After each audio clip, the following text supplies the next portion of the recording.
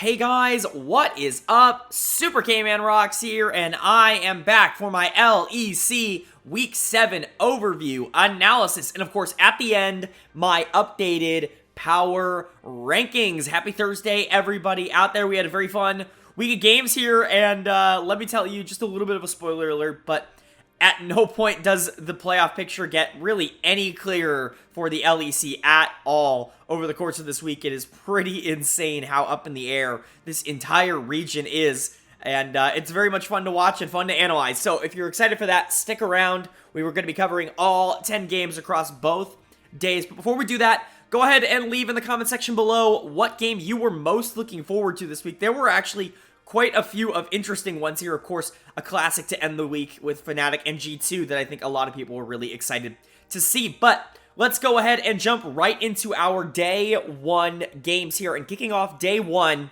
was a matchup here between Misfits Gaming and Astralis. And Misfits is going to be able to pick up the win here. They continue to go on their unbeaten run ever since bringing Zanzara in the jungle. And that is pretty huge for this team, as we had been talking quite a bit about how there was a lot of inconsistency in the LEC. Misfits is really being the team to capitalize on that, and at least more so than a lot of the rest of the teams. Them and Vitality I would really put in that conversation, but they've been ridiculously consistent over the past few weeks and actually have basically pulled themselves into controlling their own destiny in terms of playoff positioning. They can get, pretty much anywhere at this point, and this win over Astralis is a good step in that direction. Let's go over what Misfits did right in this game, and I think it was most of the team. I want to give huge props to Irrelevant, who's going to get my player of the game here in the top lane. It is very rare that you see a Sejuani solo kill a Gnar.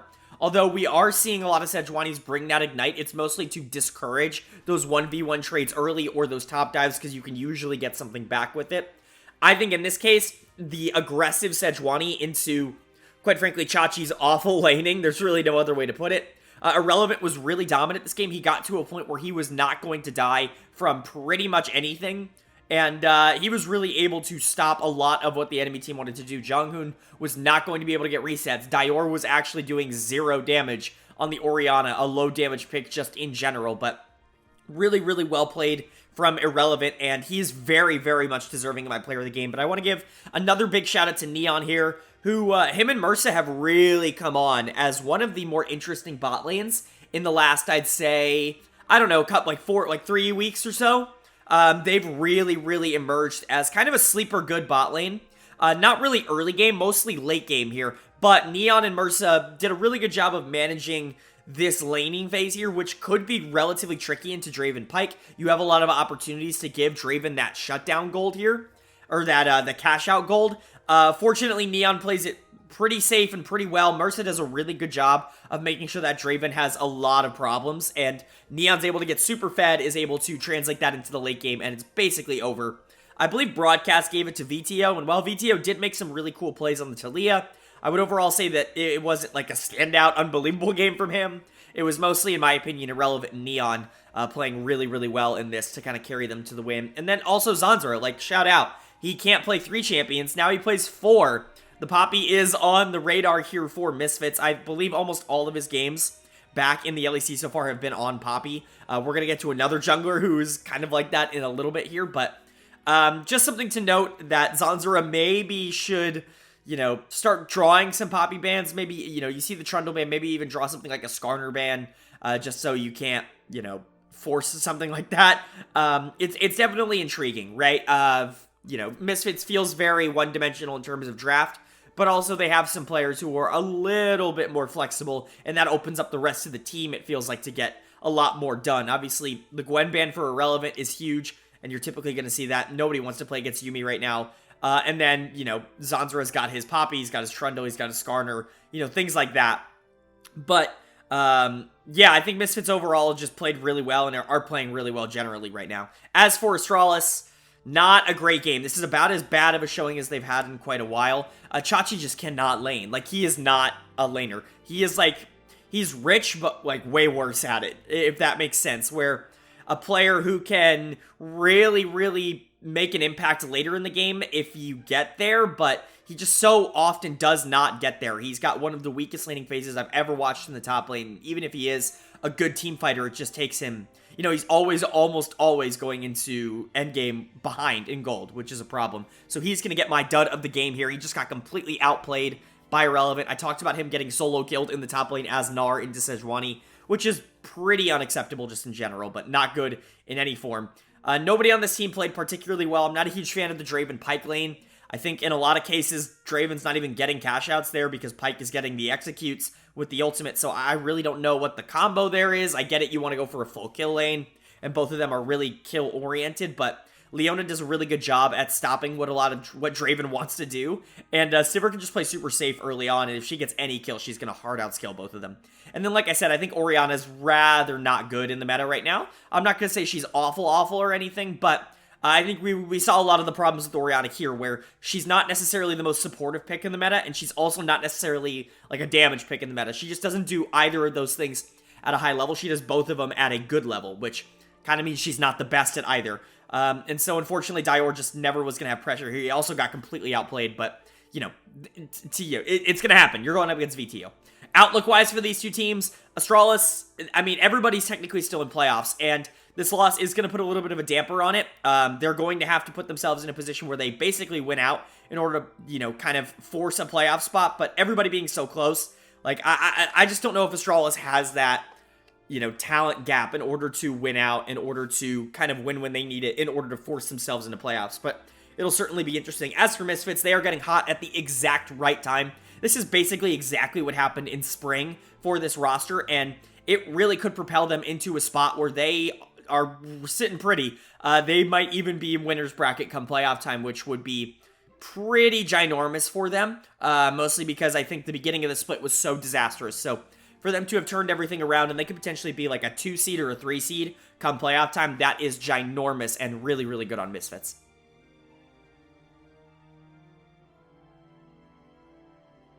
Moving on to our second game here of day 1, and game 2 here was a fun stomp between Team Vitality and Team BDS. And of course, Vitality is absolutely dominant in this one. This is a team that has really, really stepped up their game in recent weeks, and they are going against BDS, who looks, quite frankly, completely incompetent as an LEC team. They have lost all hope, and I really don't even know what they could possibly do at this point to regain it, because it's not like their schedule gets any easier over the course of the back half here. But let's talk about Vitality. I've been really hyping up the solo laners here for this Vitality team over the last few weeks. Deservedly so. I think Alphari and Perks have really got on a new level in terms of like how they've been playing over the past few weeks. They have both become some of the better players in their roles in the entire league. And, you know, Perks is very, very not sneakily making an MVP run right now. And in my opinion, I think you can make a good argument he's in first for that. But Vitality still, I think, has a lot of good outside of them as well. And mostly I'm talking about Haru, who in the recent weeks has really turned it around. He was really rough towards the beginning of the split. He was playing either hyper passive or hyper aggressive. There was really no in between for him, and it was causing problems for the team because it didn't always seem like he was on the same page. But recently, like, Haru and Perks have really developed a nice roaming chemistry together.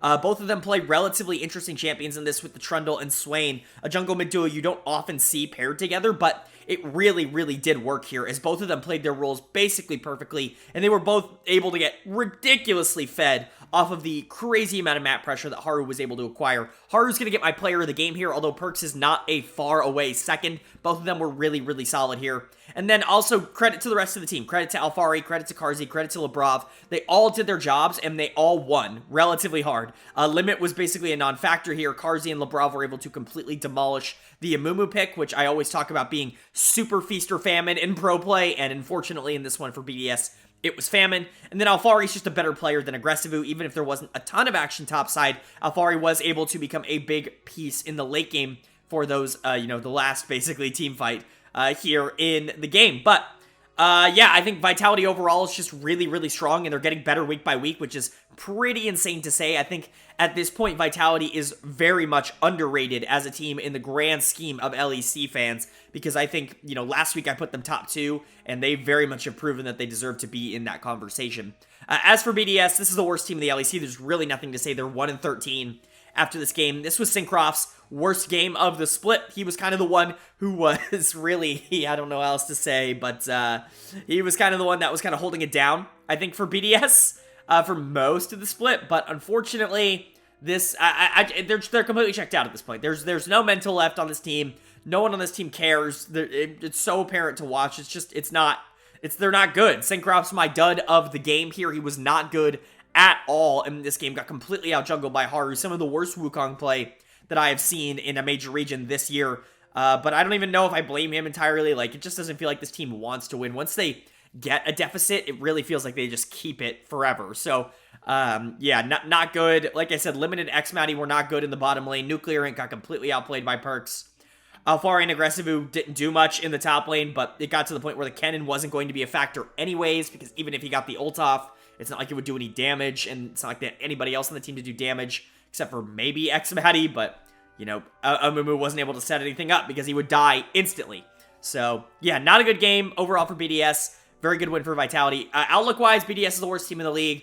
They're the only team that is eliminated from playoffs. So, I don't really know what else I can say about them. They're not very good. They're the bottom of the LEC. As for Vitality, like I said, I think they're actually getting to the point where they're relatively underrated in terms of the grand scheme of things.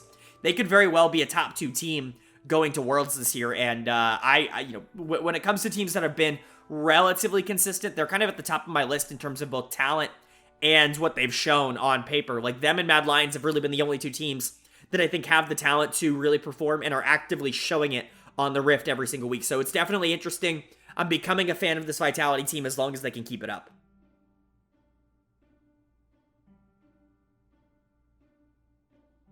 Moving on to our third game here of day 1 action. And our third game here was a good bounce back here between Fnatic and SK Gaming. Fnatic absolutely obliterated them. This game was never close, and it was actually clean. Like, no joke. Fnatic clean win. They're gonna be so excited for that. They get back up to 500. They're at 7-7. This is exactly what you wanted to see here, as, you know, you would think Fnatic sitting at 7-7 would be in complete panic mode, but quite frankly, they're not even that far out of second place after this win. So, I mean, it's just the way the LEC cookie crumbles this year. So, let's talk about what Fnatic did right here. Pretty much everybody on the team played their role basically perfectly, with the exception of that one caster curse on Wonder, but oh well, you know, it happens. Really, I want to give big props to Hylissang here. Hylissang is someone who I've been very critical of so far this split. I actually think he's been quite bad for Fnatic overall. Just, you know, if you're going to go 1 for 1, I think Hylissang has had maybe, you know, he went from having maybe his best split of his career in spring to maybe the worst split of his career in summer. He's just not been good at all for this Fnatic team. He played easily his best game of the split here against SK. He completely obliterated, not really this bot lane, but this game in general. Upset was able to get really, really far ahead here on the Kog'Maw, mostly due to the engage Lulu here. Hylissang kind of going back to the playstyle that I think he was really comfortable with in spring, which is taking champions that I think can cause a lot of pressure and playing, you know, making sure he gets, you know, in draft, making sure he gets a matchup where he can actively pressure and he doesn't have to fear, you know, the counter engage too much, and just saying, like, screw it, I'm going to be in your face all game, all the time. And that's what he did with the Lulu here. I know, obviously, it's not engage Lulu, but this super hyper-aggressive, always trying to poke, always trying to harass, really being a nuisance Hylissang, I think was really, really good for Fnatic this game. He's going to get my player of the game. Like I said, easily his best game of the split, in my opinion. But Upset, I thought, played it pretty well as well here on the Kog'Maw. Obviously, Kog'Maw Lulu is a good lane.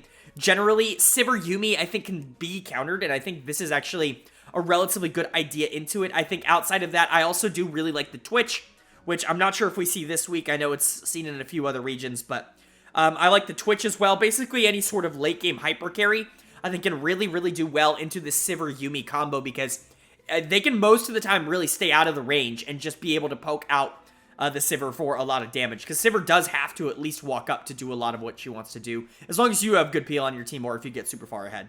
But Kog'Maw, I think, is a good answer here, and it definitely worked in this game. Humanoid didn't die to an early gank. I guess nobody told Gilius to gank Humanoid before 6 minutes, because he didn't do it, and so, I don't know. Shout out, good for Huma. Razork completely owned the jungle matchup. It really wasn't even all that close. and then poor Wonder got dove because of stupid initial eyes, giving him a caster curse. Love initial eyes, but not the moment, not the moment. Yeah, Fnatic, honestly, the cleanest game they played all split long. A great win for them. As for SK Gaming, this kind of puts a little damper on the miracle run that they've been going on, but it's alright. You know, they're just not as good as Fnatic. Fnatic actually showed up today, and they played their game, and they played to win, and SK was just never going to be able to actively balance that, so it's unfortunate to say, but it is what it is. Gilius got completely massacred in the jungle matchup here. He's going to get my dud of the game here. That's his 7th of the year so far. Not good. Not even remotely good at all. Another poor series for Gilius. He has been the worst player in the LEC by a considerable margin, at least in terms of my player of the series and dud of the series. Like, rankings, nobody even comes close to Gilius' 7 duds of the game, so definitely something to keep in mind there. Certus just got completely wrecked in the mid-game here on Akali, and so did Genax. Even if the Sivir Yumi wasn't always targeted, they got so hard outscaled here, and they were so far behind that they were basically completely irrelevant. Nobody on this team played particularly well. I just want to give it to Gilius for actively being a nuisance. Like, no, 0-5-0 is a problem. Like, I know scoreline isn't everything, right? But being involved in nothing, like no kills, obviously they only had the one, and it was Certus and Genax, but being involved in no kills at any point in the game and dying the most amount of times on your team, that's not good. Like, it's simply not good. You're not getting anything. So, yeah, Gilius did not play well. Jezu and Treats did not play well. And then Certus and Genax did not play well. Really, nobody on SK played well. There's not a lot to talk about with them. They just didn't show up today.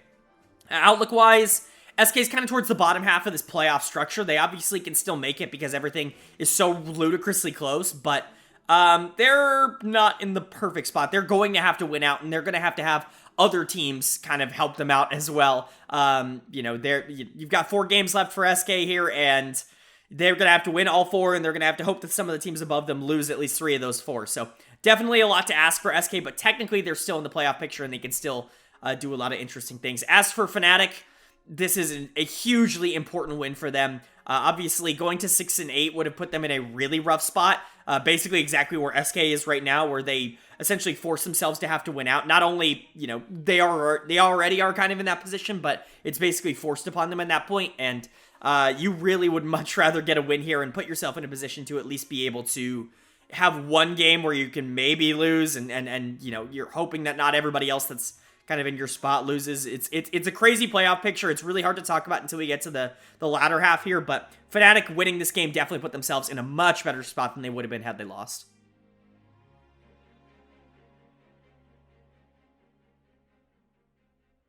Moving on to our 4th game here of day 1, and we had a top of the table clash here that I don't think a lot of people saw coming, at least playing out this way. We had Rogue taking on the Mad Lions, and Rogue picking up a really strong victory to end their big loss streak that they've been on over the past few weeks. A huge win for Rogue here over the #1 team in the LEC. They're going to be super excited about that. Pretty much everybody on this team. It's another blowout, by the way. Pretty much every game we've seen so far this week has been a blowout, but it's another blowout. It's another not close game, although Mad certainly tried towards the back half here to make it interesting, but pretty much everybody on Rogue playing well here. I think Broadcast gave player of the game to Odo Omne, which I understand. Odo had some really good plays on the Gwen towards the back half of this game here, especially in that Baron fight, but for me, I'm actually going to give it to Trimby here on the Rakan, who I thought was pretty solid. I've been much lower, and I generally am, I think, much lower on Trimby than most other people who watch the LEC. I think he's fine. I don't think he's, like,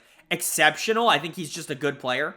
But I think he played a really good game here. I think he definitely outplayed Kaiser, who I'm very high on. Obviously, Kaiser on the Lulu had a much different role than someone like a Rakan does, but generally speaking, I thought Trimby opened up a lot of the avenues for not only Comp to get a few kills here, but to set up Malrang and Larson quite a bit, especially in those late game fights here. So really, I thought Trimby was kind of the anchor point, the glue point for a lot of what Rogue wanted to do in this game, especially towards the back half. But big credit to Larson. He played really well on the Ahri. Like I said, credit to Odo Omne, who had a really good last team fight here on the Gwen.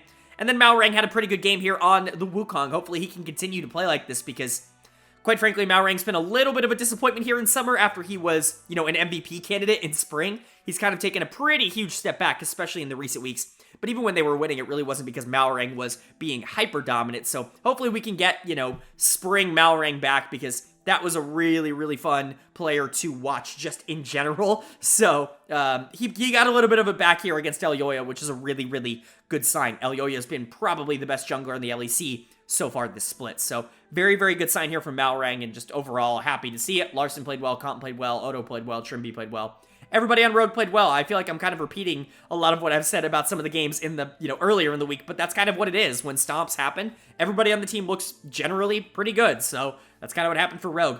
As for Mad Lions here, they didn't exactly do the early game correctly. Obviously, I think you have an opportunity here in draft to give yourself an advantage early.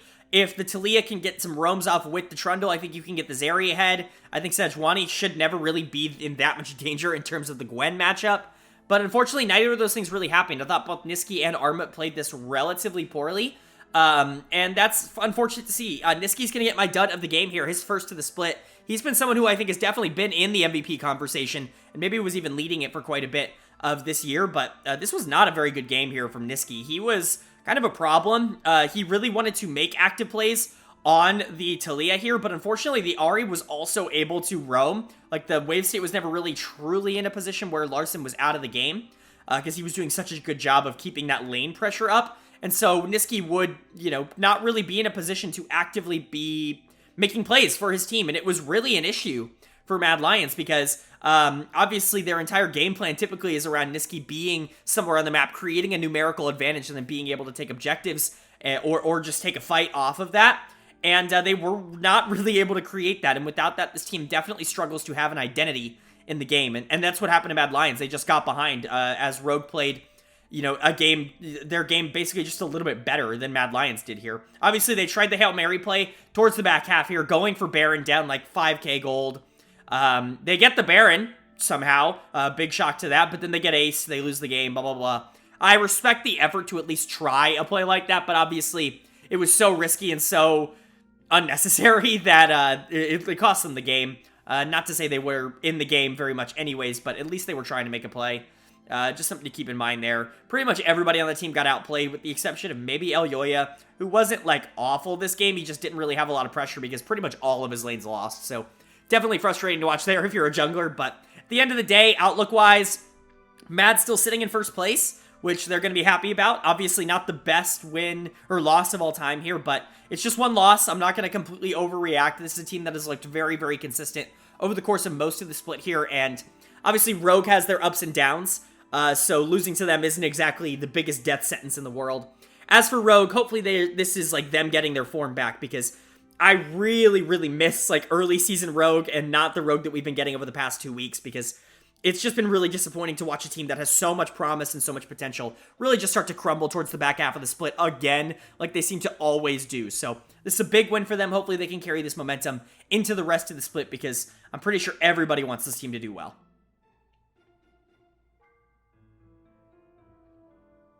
Moving on to our fifth and final game here of day one action in week 7. And we had two teams that are sitting right next to each other on the standings. A very important game for both, as we saw Excel take on G2 Esports. And G2 is able to pick up a pretty massive victory here over Excel, who continue a free fall down the standings. Not too long ago, they were sitting at a wonderful 7-4, sitting in second place, and feeling pretty good about their chances to make winner's bracket of playoffs. But G2, they're definitely not a team that's going to roll over and die. That is for sure. Definitely much less of a blowout than I think the other games this day have been so far, but definitely not a close game by, every stretch of the imagination.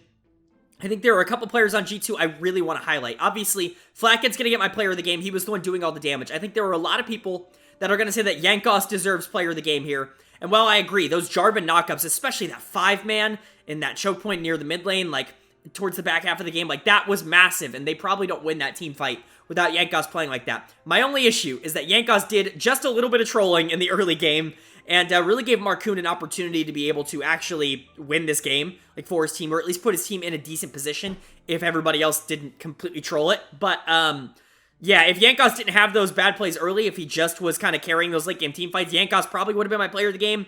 Unfortunately, not the best early 10 minutes here from Jankos. So Flakked, who played well, I think, for a majority of this game here on the Sivir and was able to do infinite damage towards the back half of this game, is going to get my player of the game. But both were super instrumental and quite important towards this G2 victory. I don't think they could have won it without either of them playing that well. Jankos with those basically perfect Jarvan knockups towards the back half of this game. And then Flakked with some awesome positioning on the Sivir and infinite damage coming out, never really being able to be punished for it. So, yeah, Flakked and Jankos are definitely the MVPs here. But everybody else on the team played well. Broken Blade, like, this is how you play Sejuani.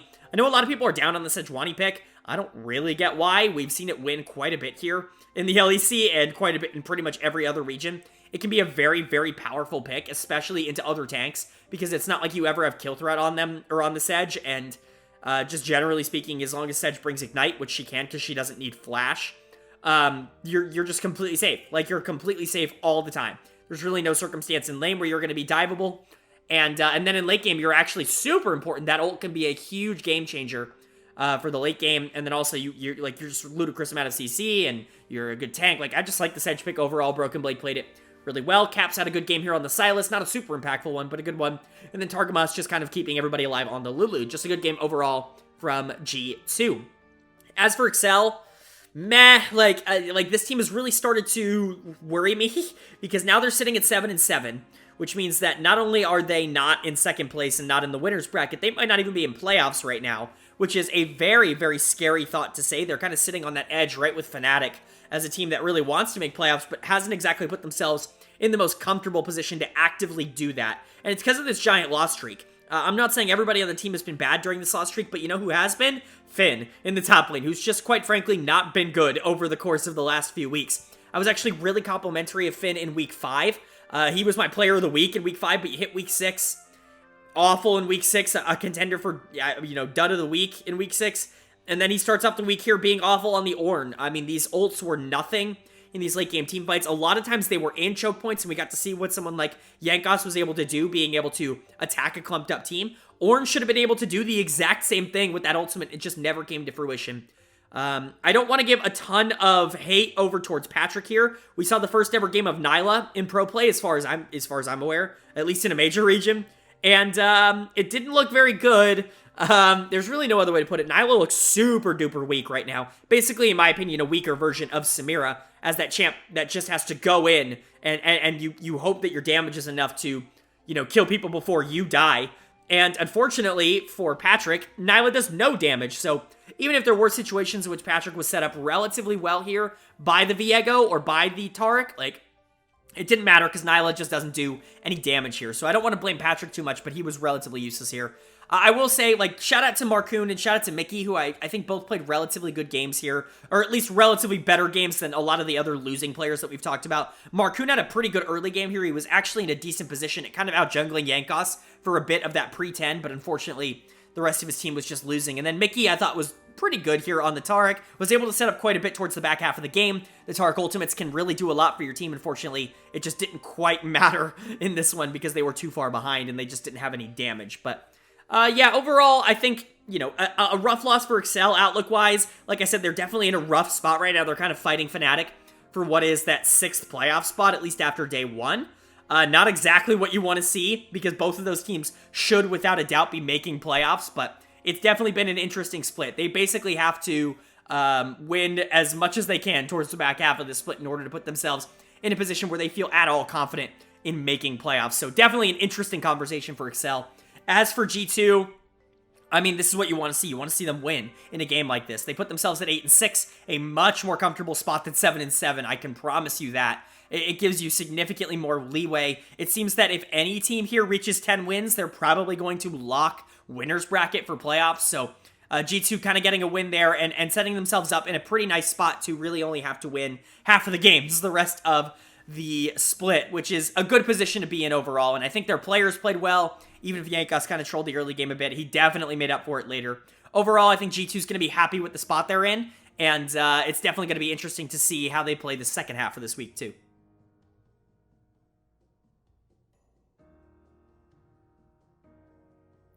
That's going to bring us to our Day 2 games, and I just want to preface this with, folks, if you're here, if you're watching this, if you're ready for Day 2, I suggest you strap in. we've got 5 games to talk about, and 5 games that I think you're going to want to see. So we'll start, I mean, we're even starting with one. We'll start with the first one here, and it's Astralis taking on Team Vitality and taking out Team Vitality. Astralis with a pretty huge win here against a team that I think has been hyped up a lot by me over the past few weeks. A huge win. They honestly played really, really well this game.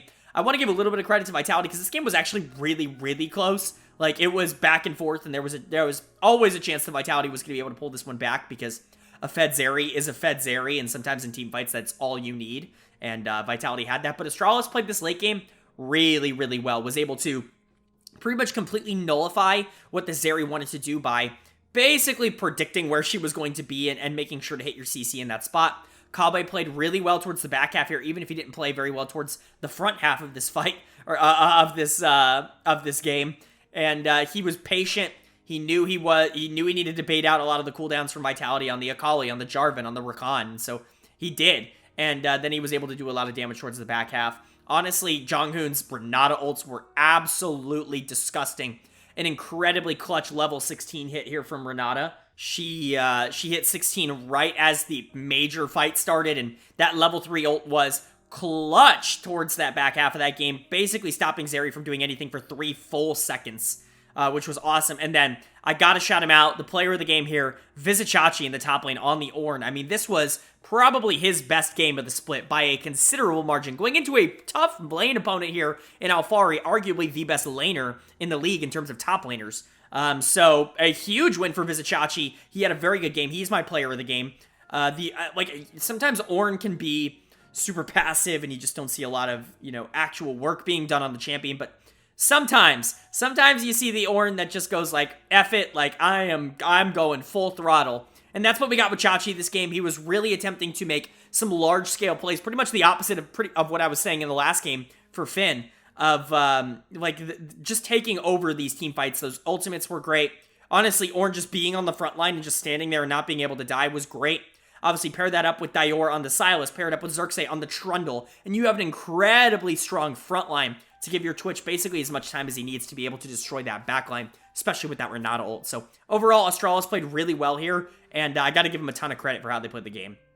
As for Vitality, they were in this. It wasn't a complete demolition like some of the games earlier in the week were, but it's still a frustrating loss for them. They could have put themselves in a really solid position here to actively be, number 1 in the league, quite frankly. Like, they had an opportunity to tie themselves for first place here with a win, get themselves up to 10 wins, which would have been ginormous for this team, as they really, at that point, not only would they have locked playoffs, but they would have controlled their own destiny in terms of winners bracket and who they wanted to face, or at least, how much they wanted to face the worst team in the league. At this point, this loss is really, really unfortunate towards that, as they're going to have to win out in order to put themselves in a position kind of similar to that. Maybe not win completely out, but some things are going to have to go right for Vitality in order for them to put themselves in that, number 1 seed position, which is frustrating because they definitely had this game. I don't like the draft very much. I don't really see the whole point of the Akali this game. I generally don't like Akali into Sylas. I think that's a bad lane matchup, but then you're also playing Akali into Ornn. You're playing Akali into Trundle. Like, I get it. It does assassinate the Twitch, but you honestly have better teammates for that than the Akali. You have the Jarvan. You have the Rakan, who are able to kind of land their CC on the Twitch, and then Zeri can blow up the Twitch. And so I really don't understand the whole point of the Akali pick this game, even if it wasn't completely useless. Like, Perkz played it well. I don't get it in terms of draft. Carzzy was really Carzzy and Labrov were really the strong points, I think, for Vitality in this game. Carzzy definitely got ahead on the Zeri, and with just a little bit more time, he might have been able to actually win some of those late game team fights. But that Renata ult, like I said, was really, really deadly. That level 16 hit at basically the perfect time for Jonghoon, and he was able to CC Carzzy for the 3 seconds that he needed for Carzzy to basically blow up almost everybody on his team and then put himself in a position to die. So overall, it was a really close outcome here. Alphari is going to get my dud of the game here. It was really, really tough to assign one, because honestly, I don't think anybody on Vitality played particularly bad. I just thought Alphari had the least impact on the game. With Haru, I think you could say you landed some good knockups on the Jarvan. At least Perkz had some damage here on the Akali. And the Carzzy and Labrov, like I said, were kind of the bright spot for Vitality. Alphari just didn't really do a whole lot here on the Nara. I don't think he played particularly bad. Just wasn't a particularly good player for them either. really just kind of a non-factor in terms of the grand scheme of things here. Definitely not nearly as impactful as Chachi on the other side. So outlook-wise for these two teams, Vitality's going to be a little upset by the loss, but they're still in a good position. They're still in a position where it really is probably only going to take one win to lock playoffs for them and to put themselves in a relatively good spot. And that is, you know, like, they've still done a lot of the hard work necessary to get there. Obviously, I think they're going to try and push for that #1 seed because it definitely is within reach, as it is for like 5 teams in the standings right now. A loss like this definitely doesn't help, though. They're going to need to get some assistance from Mad Lions and, you know, from all the other teams they're tied with on that respect. But, you know, overall, not the worst loss in the world. They're still in a relatively good spot in order to control their own destiny. As for Astralis, this keeps their playoff hopes realistically alive. Like, if they would have lost this, they would have been in an SK Gaming position where it's like, well, we basically have to win out, and we have to hope a lot of the other teams that are ahead of us don't win out in order for us to even be in a position where we could try to make playoffs. But this win kind of puts them in a decent spot here. If the cookie crumbles in the right way, which we'll talk about later in this week, they're really only 1 game out of playoffs, which is pretty insane. So Astralis, again, is a team that now controls their own destiny, and this win was pretty ginormous for their chances. If Astralis ends up making playoffs, that has got to be a huge success to the summer split.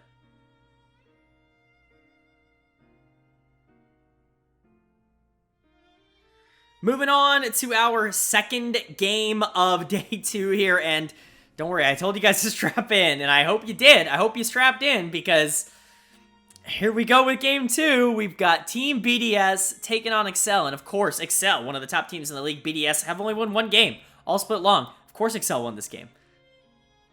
Oh, wait. They didn't win this game. BDS pulls out their second win of the season here and plays complete spoiler to Excel in this game. It is actually hilarious. Like, I don't think you could write something funnier than this game, because quite frankly, it was a demolition. Like, BDS was by far and away the better team here. And I want to give, you know, we'll give up props where it's due on Excel's side, because a couple players played, I think, pretty okay in this game. But holy crap, like, is this BDS's best game ever? Yeah, I think it is. Like, this is certainly Nuclearant's best game as a pro. I don't even think that's all that debatable. He was awesome in this game. He's going to get my player of the game here for BDS. He has been someone who, even when he was on Schalke, and they were doing, you know, relatively okay, I mean, not last year, but, you know, before that, I was like, maybe Nuclearant can actually, like, play a bit. Maybe, like, this guy has a bit of sauce in him. Obviously, that all fell away towards the beginning of this year, where he just started playing, like, garbage, like, for most of this year. No offense, Nuclearant. I think the mental on this team is completely broken in general, but he was not good. He's not been good at all in 2022. This is the best game that he has had as a pro by a long shot. Like, he completely blew up this map on the Ari. He was not only the judge, he was the jury, he was the executioner. He was every bit of BDS this game, and I don't want to say that the other members of this team didn't also play well, but holy crap, Nuclearant had himself a game here for BDS, and it was a big reason why they were able to get such a commanding lead, even with Excel trying to come back here. Big props to Limit. Limit comes back here to the LEC, obviously, a couple of weeks ago, replacing Airdot. Just kind of getting his spot back, because Airdot wasn't good at all, and definitely needed more time in the BDS Academy factory here down in EU Masters, as they're qualifying for that now, but you know, Limit comes back up. He has not been particularly good since he came back up, but he was dominant in this game. Twitch Renata as a duo, we've kind of seen dominate now 2 games this week, so maybe my theory that Twitch is super underrated in the meta right now and people need to start picking it into Sivir because it's a good matchup, and Zeri. Maybe I was on to something when I said all that stuff, but yeah, I mean, Xmatty and Limit looked awesome in this game, especially Limit on that Renata, who was everywhere and was never even remotely in danger, was just kind of the puppet master controlling a lot of the strings of not only bot lane, but basically the entire map. Synchroff had a much better game here on the Xin Zhao. Aggressivu was unkillable on the Ornn towards the back half of this game. Just a really good game from BDS overall. Easily the best that they've had in summer so far. And then for Excel, like, this is a disaster. This is as bad as it gets. You just lost to BDS. And in the middle of a playoff race, you're now under 500. Like, this is as bad as you could possibly get it. So, not good. Really, Excel is in freefall mode. They've gone 0-4 in their last 4 games, which, you know, I can't even, I don't need to be the one to tell you that that's not good. But it's frustrating because it really feels like it's not the whole team. I want to give credit to Patrick here, because Patrick really did try his best on Sivir to be a damage dealer, to kind of put himself in a good position. He used his spell shields at the right time. Unfortunately, there is really only so much that you can do against a super fed Ahri and a Twitch that's just going to be able to one-shot you with a Renata ult coming at you. Like, you can only spell shield one thing. And at the end of the day, when Mickey and Finn and Marcoon are playing like this, it is unwinnable for Excel. And it was really, really funny to watch. Like, I'm an Excel fan, spoiler alert. Like, I quite like this team and I quite like this organization, but like, this was not it, like, at all. Mickey's gonna get my dud of the game here. He continues to, like, secretly be the worst support in Europe. Like, I don't know what to say about that. He has been a gigantic problem for this Excel team, especially over the course of the past few weeks. Like, shout out Mickey. Like, we know Mickey is a good player, but he is certainly not living up to that mantra right now. It feels like Patrick is kind of by himself in that bottom lane again, like he has been his entire career, which is frustrating because it very much felt like they were finally developing a good synergy between the two of them, but it just has not come to fruition. Mickey has completely fallen off the face of the earth, and he deservedly gets the dud of the game here on the Bard. You can give a lot of flack, though, to Finn up in the top lane, who, quite frankly, just I've never seen a top laner manage their rage bar on Gnar towards the back half of this game as poorly as Finn did. He did a good job of actually being able to get a lead here and get an advantage, but when it came to actually using that lead and using that advantage, he was very, very poor in the late game. And Finn, quite frankly, has been bad. Like, almost worst player in the LEC bad over the past 2 weeks, which is not good. It's certainly not what you want to see at all from a team trying to qualify for playoffs here. So, overall, outlook-wise, Excel, like, this is a disaster. They've now put themselves in a situation where they're tied with Astralis. Like, not just, they're under 500, they are currently out of the playoffs. Like, this is not good at all. They, one of the tiebreakers, obviously head-to-head is a tiebreaker, but one of the other tiebreakers is second half record. And that's where Excel has really struggled, is in the second half. So they're going to have to go on a pretty big winning streak over the last week here. I'm not saying they have to go 3-0, because some things could go right if they go 2-1, but they at the very least have to go 2-1. Like, you have to get to 500 here. And if you don't, there's pretty much no chance that you're sitting in the playoffs come the end of this split. But as for BDS, like, they're the worst team in the league, and they pulled off a gigantic spoiler upset over a team that is, like, begging to get into the playoffs right now. And it is kind of awesome to see. This is why we love the LEC, because it is the most unpredictable league in the world. And this basically just encapsulates all of that within one game. Very, very happy for BDS to get this win, and very, very disappointed in Excel for allowing this to happen.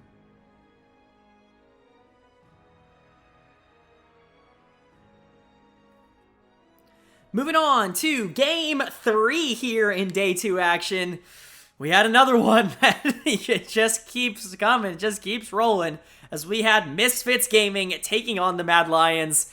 And the Mad Lions going 0-2 this week, as Misfits is able to take the win and move up to 9-6. Might I remind you, I don't know if I need to remind anybody this team will not be in the LEC next year. They have already sold their spot, and they might finish the regular season in first place. What is going on? An unreal good win here for Misfits, but man, we'll talk about Mad in a second. Misfits have really cracked the code. They have figured it out. I think Zanzra entering the team has really opened their eyes to, like, oh, okay, I get it. Like, we get it now. VTO is obviously one of the best players in the West. It's not really up for debate. He's been genuinely phenomenal for Misfits for a full 2 years now, and he deserves all the praise that he gets. VTO is the best player on this team, but Neon can really carry some games. Like, I know there's some negativity about Neon, especially towards his laning phase, and I'm definitely on that train, but I've always been relatively high on Neon because he's always been very good as a positioner in team fights. You can go back and look at a lot of my, preseason rankings and things like that. Neon has always been someone that I think I've been higher on than public opinion, and games like this are exactly why, because you draft a team comp essentially around protecting the Twitch and about making sure that Neon can win the game for you. And as long as he doesn't have too many major hiccups in the early game, like, he will win you the game in the late game. And it was really impressive to watch. I'm not saying he was the only person who played well here, but Neon is going to get my player of the game because really they dumped so many resources into him, and he really paid them out for Misfits. He did a really good job of being able to, quite frankly, beat the top team in the league by himself, as long as the team is willing to funnel into him. And it was very, very fun to watch. We've now seen Twitch go 3-0. We've seen Ornn go 3-0 here on Day 2. just two things to keep in mind. I want to give huge shout-outs here, though, to probably the two biggest supporting players here. I already talked about the Twitch. Let's talk about the Ornn. Irrelevant played this game genuinely phenomenally, and he had a great week overall for Misfits. Not only was he player of the game earlier in the week, he very well could have been player in the game in this game as well, because the Ornn play was immaculate. If Neon didn't play such a great game, Irrelevant would have gotten it, because this is one of the best games of Ornn I've seen in quite a while. Being able to take over the game with that ultimate, being able to frontline, being able to knock up, all of this stuff. Like, Ornn has so much utility in so many ways to help his team, and when you are a good Ornn player, it really, really shows on paper. And for Irrelevant, that's basically exactly what we saw in this game, as he completely obliterated Armut in lane in that Ornn Aatrox matchup, which is Ornn favored. I will give him credit for that, but he was able to transition that into a very good late game here. Very, very impressed by that. And then a player who I think has been very quietly slept on and is having a great year overall is Mursa.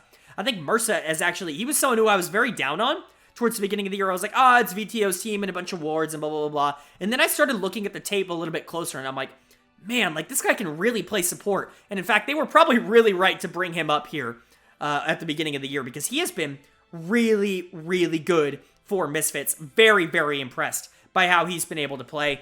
He's been one of the best supports in the league, quite frankly, and he continued that here. Obviously, a Yuumi game isn't always going to be the most impressive, but at the end of the day, like, being able to be an important reason why your team is able to win, like, that's important, and he's proven that it's not just, like, the Yuumi that he plays really well. He's honestly just been really good all year long, so I think this is actually a sneakily good Misfits team that I have been sleeping on all year long. Like, I'm willing to admit that I certainly have not been giving this team the credit it deserves for how they've been playing. I think Zanzara, as that more supportive style jungler, has really unlocked a lot of what this team wants to do, and it's really helped Misfits to become one of the better teams in the LEC.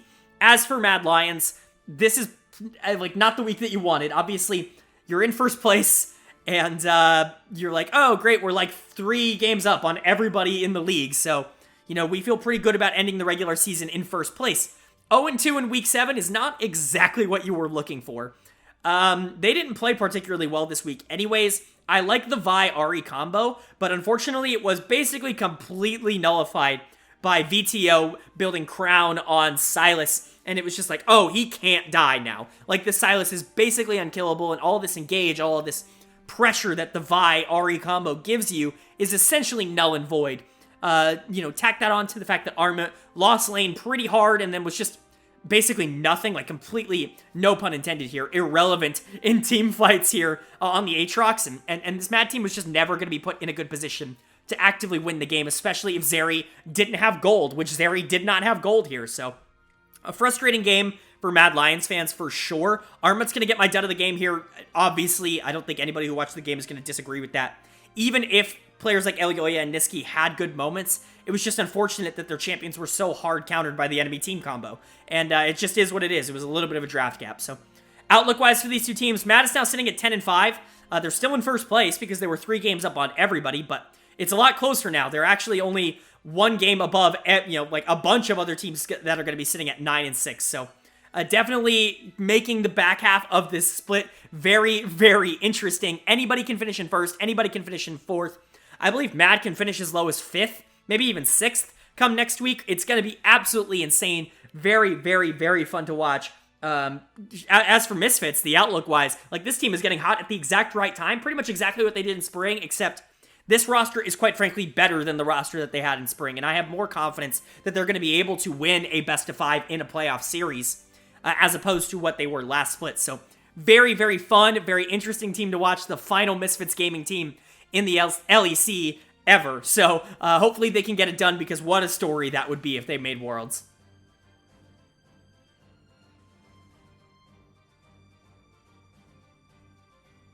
Moving on to Game 4 here in Day 2, and surely we're done with the upsets, right? Like, there's absolutely no chance that it's 4 games in a row on Day 2 where the team that wasn't supposed to win won, right? Right? Anyways, here's SK Gaming versus Rogue, and SK Gaming wins! Hooray! Hooray! Nobody wants first place. Like, that's where I'm at. Like, I don't think any team in the league actively wants to get first place, which is so unbelievable. Maybe with the exception of Misfits, who are actually playing well right now. Nobody else in the league actually wants first place. It's insane. I guess we can talk about the game a little bit too, not just the fact that SK shocked everybody and won this one. They looked pretty good in this. I actually like this really weird draft from them. Not only do I like the pick ban phase, because I really, really do like the pick ban phase here from SK, or the ban phase. I like getting rid of the Azir. I really like getting rid of the Wukong and the Trundle. I think that those two have been really the picks that Malrang, at least recently, has shown a propensity to lean towards, especially that Wukong.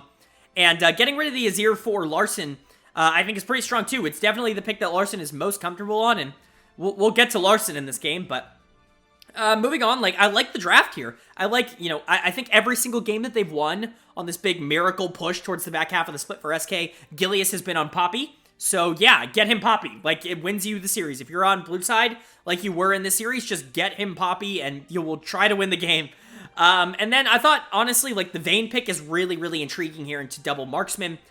This could go really well or really, really, really poorly for Jezu. Fortunately for him, it went well because, well, the Ashe did not play, Trimby didn't play particularly well in this game, but overall, I thought that the draft was interesting, and a lot of it hinged at the end of the day, like, none of it really mattered because top lane Shyvana was so dominant in this one, and Gen X played such a strong game here that he's going to get my player of the game. He's actually gotten quite a few of those, and he's kind of sneakily been really, really good this year, but let's talk about Gen X. I know a lot of people have been talking about how tank Shyvana just isn't the play, and like, this is what happens when you build Demonic second, and like, look at the damage, and it's like, I agree, right, that Demonic is a great buy second if you are super ahead and are allowed to farm and have all of this gold, right? Like, the problem with building Demonic second, if you are even, is that, or especially if you're going into like a tank that's just not going to die even if you're ahead, which Ornn isn't, right? He's not Sejuani.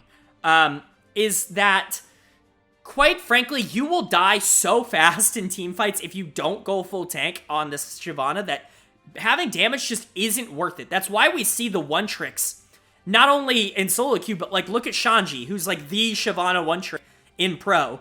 Look at him. He builds full tank every game because he knows that late game, his job is to jump in, cause massive amounts of disruption. He's still going to do a decent amount of damage, but he's going to be a really tough frontline tank to deal with.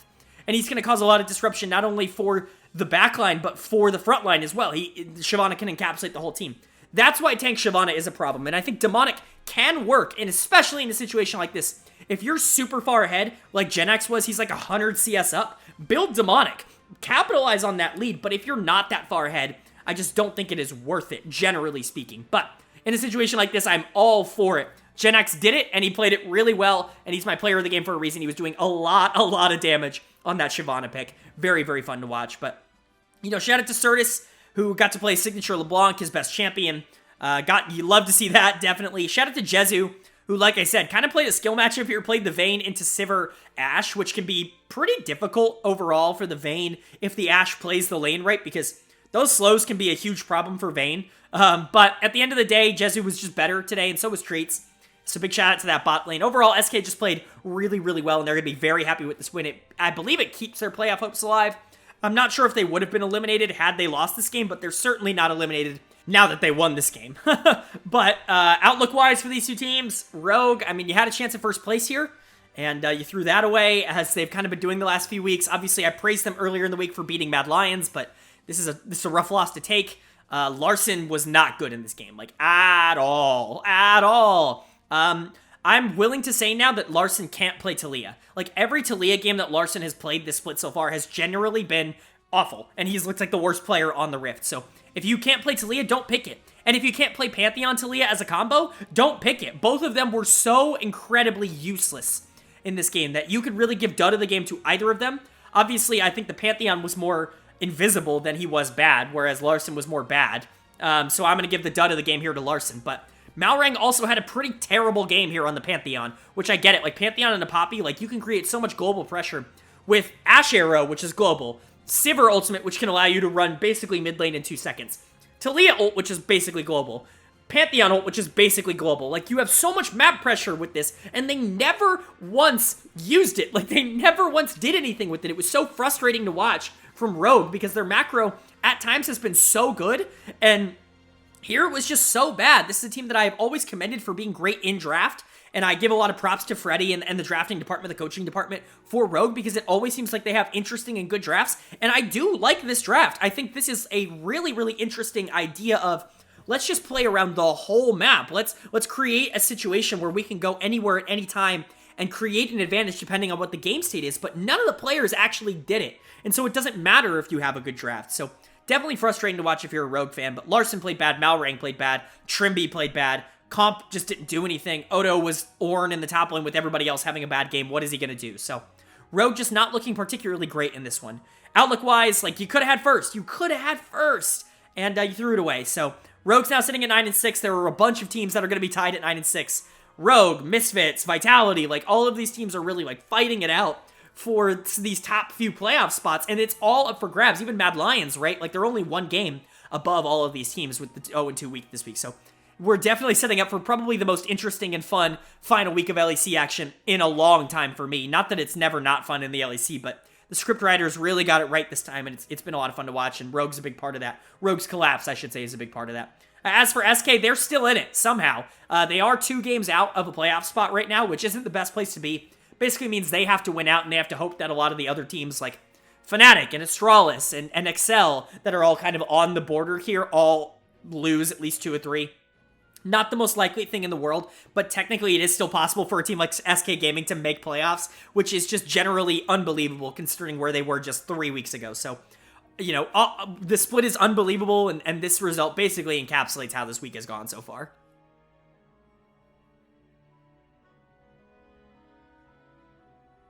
That's going to bring us to our 5th and final game of day 2 here in our 10th and final game of the week here in week 7.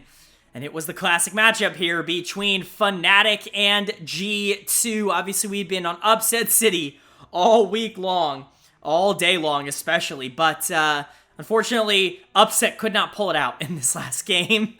As G2 was able to pick up the win here and move to 9-6, which is a really, really good spot for them to be in. But let's talk about what they did right. Flacket had a really good week. He really stepped up, I think, towards the back half of this split so far. He hasn't always been very good for this team. Not to say he's been bad, but he hasn't always been, like, very, very good for this team over the course of the split. I think there's definitely been some ups. There's certainly been some downs between both him and Targamas in that bottom lane, but he's really started to step it up towards this final push. G2's really found their form again over the past few weeks, and it's really, really starting to look good for this roster. Flacket is going to get my player of the game here on the Draven. He looked really, really solid. Going into a team that wanted to run it down just a tad bit, there was definitely some openness for Draven to get some cash outs. Definitely when Hylissang is playing like this, I actually really like a Draven pick in general into someone like Hylissang, who you're probably going to get at least one big cash out from him, you know, per game. And if you get that, then it's super good. So good for Flacket. He played really well this game. So did Targamas here on the Renata. I want to give a big shout out to him. And then Yankos, who I thought had a really underrated week overall. Obviously, he was really good on the Jarvan earlier in the week against Excel. He comes back here against Fnatic, and he looks pretty good on the Pantheon, a pick that we just saw do almost no work for Malrang earlier, just in the game before this. So Yankos looking pretty good. Caps and Broken Blade are fine. Honestly, this was just a good overall win for G2. Not the most dominant win in the world, like it's not the stomps that we saw in some of the day 1 games, but overall still a good game, and still a game that G2 had pretty much full control over, especially after the early game.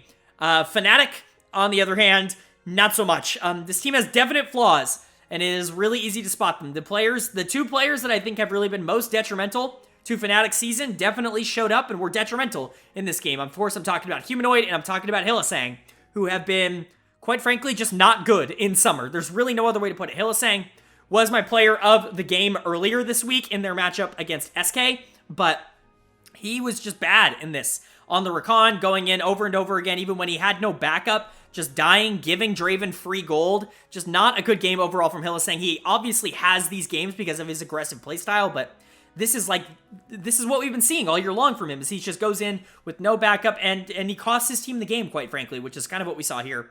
And then my dud of the game here is going to go to Humanoid, who just, I can't even begin to physically describe how to feel about Humanoid, like pre-5-6 minutes in the game. I've never seen a mid laner play so consistently bad over the first 3 to 4 levels of the game. than Humanoid. It's not that he's a bad laner, but like Yankos gets another level 3, gank off mid and kills Humanoid. All right, whatever, right? It's just one gank, right? No, I mean, Humanoid had full vision of it. He had full vision of the entire thing the entire time, and he never moved. He just died. It's like he's not paying attention. Does he look at the minimap? Like, I just don't understand. There is nothing more consistent in League of Legends right now than Humanoid and dying at level 3. It is legitimately unreal how this keeps happening to him. He tries to play it back over the course of this game, but once Sylas is ahead on an Azir, Sylas is going to absolutely destroy that matchup, and we saw that. Humanoid continues to be, in my opinion, one of the most disappointing players in the world in terms of how he has played so far this year, him and Hilly. And really, both of them were a big catalyst as to why I think Fnatic has really fallen so far down the standings. They're sitting at 7-8. Moving into the final week of action, they're below 500. This is going to be the worst split that Fnatic has ever had in the history of their organization in the regular season, and that is unbelievable. Like, it's insane. And there's really no other way to put it. It is absolutely insane, but with how they're playing, they deserve it. I want to give a big shout out to Razork, who really tried his best. He had actually a really good game here on the Wukong. He was able to create quite a bit of advantages for his laners, but God, it just felt like he was being target-inted by his mid and support over and over and over again. The Ezreal pick and the bot lane does absolutely nothing. Wonder gets every single champion under the sun banned out against him. No Ornn, no Gragas, no Shyvana. They steal the Sedge. He has to go to the Jarvan, which quite frankly is a super weak top lane right now in my opinion, because you banned out the Gwen. And all of a sudden, you're sitting in this position where you got completely draft gapped. Ezreal's not doing damage. Jarvan's super weak in the top lane. Azir got behind on the Sylas, so he just straight up loses. And all of this while your support is running it down and giving cash outs over and over to a Draven. Like, this was just a bad game from Fnatic. There's really no other way to put it. Outlook-wise for these two teams, Fnatic is in that same position that Excel and Astralis are in. They don't have to win out theoretically in order for them to make playoffs, but realistically speaking, they should win out, and they really need to win out. But they've got a tough road next week. They play Astralis, who is going to be fighting for their playoff lives. They play Misfits. That's going to be a really tough game. And then Vitality as well. A bunch of teams that are all fighting for their playoff spots. And it's just not going to be an easy road for Fnatic. If they play like this, I don't even think they win any of those games. So hopefully you're getting the good Fnatic that you saw earlier in the week that had a really clean win over SK. And not this Fnatic that just seems to not have any sort of map awareness. They don't seem to have any sort of regard for the fact that if their comp gets behind, they really aren't in a position to be able to come back in a very easy manner unless G2 just hard throws the game. Like, just overall, Fnatic did not look good. As for G2, they've now put themselves in a giant tie for second place. They look good. I mean, the 2-0 week is really, really solid. This bot lane has really started to step up and kind of match the topside pressure that has been that G2's kind of had all year long. And that's good to see overall, I think. G2 is a very, very fun team to watch just in general, but they've really, really started to step it up over the past few weeks. Obviously, they're spring champions for a reason. This team should be a playoff threat, and next week is definitely going to be interesting to see where the matchups lie. They really only need, I believe, one win to lock playoffs, so they're very, very close to that, and it'll definitely be interesting to see what G2 can do. But overall, a very, very fun series, or a fun game from both of these teams, and I'm glad we got to see this as the final game of the day.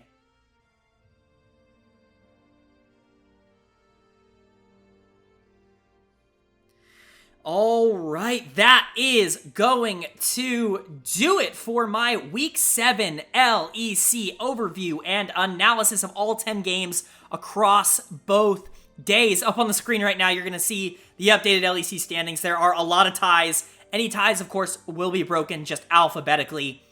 Oh my god, I mean, look at the standings. Like, the 8 teams are within 2 games of second place. It is legitimately unreal to look at, but and 9 teams are within 3 games, I should say. But in the first column, you're going to see the updated power rankings. In the second column, you're going to see how that has changed from last week to this week. We can go over the biggest risers, biggest fallers. I should note, Mad Lions and BDS both are colored in here. Mad Lions have officially clinched playoffs, even though they went 0-2 this week. Just because nobody else could really contest them, go 2-0. So they've clinched playoffs. And then BDS have officially been eliminated. They were eliminated a while ago, but they're highlighted now. So there you go. But yeah, let's go over the biggest risers, biggest fallers. I don't know. I don't know what to do with the power rankings, if I'm being completely honest with you. All of these teams could beat anybody, and they all could lose to anybody. We saw so many upsets this week. It's really hard to actually pin down where the power levels of this team are, of all these teams are. So for me, Mad Lions still 6 and number 1. just because I still think I have the most confidence of them, you know, at least in terms of consistency. Vitality sticks at number 2. I think their upside is really, really incredible. G2, though, jumps up to number 3 here. They jump up 1 from 4 to 3. Rogue is going to jump up to number 4 here. Both of them have relatively good weeks. G2 with a really nice 2-0. I think you could realistically put G2 at number 1, and I wouldn't even call you insane for that, but for me, I'm just going to keep them at number 3 for now. Misfits finally jump into the top 6 here. They really have been underrated by me for too long. They're on a 4-game win streak here. They're looking really good. They jump up to number 5. They could go even higher than that if a team like Rogue or G2 or even someone like Vitality does not finish out the season strong. Misfits could very well be higher than that and could be a top 2 seed come playoff time. And then you look at the big fallers. Fnatic is going to stick at number 6 for me. I have a little bit of faith in them over Excel. That's really the debate there of like, I think top 5 are all like whatever order you want them in. G2 could be number 1. Misfits could be number 2. Mad Lions could be number 4. Like, I would agree with almost all of that. And it's just really hard to separate these teams. And then I think you've got your 6 and 7 that are kind of like right on the border. Fnatic and Excel, both teams who have been ridiculously disappointing so far in the second half of the split. I think Fnatic, for me, is just a little bit higher on the totem pole. Their win over SK gives me a little bit more confidence than Excel's 4-game loss streak right now. But, you know, it's still pretty up in the air just in general. So Fnatic at number 6. And then Excel drops from number 3 in my power rankings last week all the way down to number 7. I actually have them out of the playoffs right now. I think they are the team that is most likely to miss the playoffs here, which would be hilarious if Excel finished 7th with this roster. For the memes, of course, but it would also be incredibly disappointing as a team that I think has Worlds aspirations. If they finish 7th, that would be incredibly disappointing. Astralis at 8th. They're still in the playoff race. So is SK at 9. BDS is out at 10. So those are my new power rankings. Like I said, I think the top 5 is super, super versatile. And then everything else is just kind of my expectation for the rest of the split. So very, very difficult call to make for these power rankings. You could put them in so many different orders, and I would generally call you correct. It's just, this is the one that I think I'm going to settle on for at least the end of week 7 here. So moving on to my player of the week and my dud of the week in week 7. My week 7 player of the week is going to go to Flakkid on G2. Flakkid had a really good week. He's really stepped up his game over the past few weeks. His positioning in these late game team fights have really been extraordinary. And then also his early game on that Draven game against Fnatic was really, really solid as well. So Flakkid definitely deserves my week 7 player of the week. My week 7 dud of the week is actually going to go to someone who won the player of the week in a previous week. And that's going to go to Finn on Excel, who has just turned into probably the worst top laner over the past few weeks, and maybe the worst player in the league over the past few weeks of the season. This 0-4 loss streak, I'm not going to put it entirely on Finn. You know, obviously Mickey's certainly played his part. It's not like Nuke Duck and Marcoon are playing phenomenal, but Finn certainly has not been good, and he was not good this week at all. So my dud of the week here is going to go to Finn on Excel, and my player of the week is going to go to Flakkid on G2. But that is going to do it for my week 7 analysis. If you guys enjoyed, please go ahead and leave a like. It really does mean a lot for the channel. Let me know down in the comment section below your player of the week, your dud of the week, your game of the week, what team you think is way underrated here or overrated or whatever. Misfits should be number 1. I'm probably going to get that comment.